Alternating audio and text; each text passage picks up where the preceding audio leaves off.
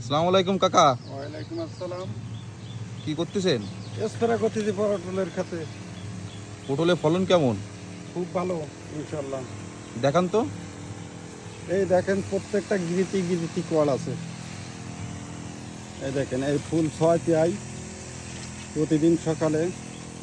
ফলন কেমন হয়েছে? খুব ভালো হয়েছে ইনশাল্লাহ।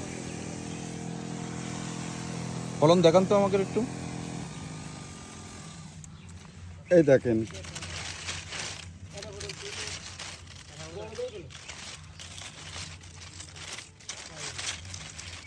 একই জায়গায় দেখেন কতটা ফল আল্লাহ পাক দিয়েছে।